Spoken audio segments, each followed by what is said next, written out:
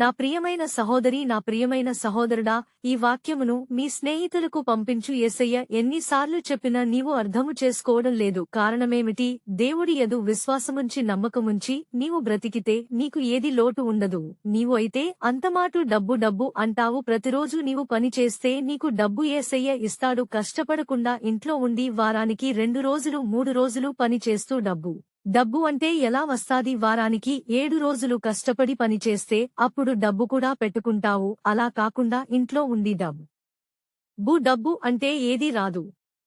ఇతరులు సొమ్ము దోచుకోకూడదు, ఏది ఆశించకూడదు, దొంగతనం చేయకూడదు. కష్టపడి సంపాదించుకుంటే నీ కూడు కుక్క తినదు. బైబిల్ వాక్యము చదువు. పౌలు తిమోతికి రాసిన మొదటి పత్రిక 6వ అధ్యాయము 10వ వచనము. ఎందుకనగా ధనాపేక్ష సమస్తమైన కీడులకు మూలము. కొందరు దానిని ఆశించి విశ్వాసము నుండి తొలగిపోయి నా బాధలతో తమను తామే పొడుచుకొనిరి. ఆమెన్.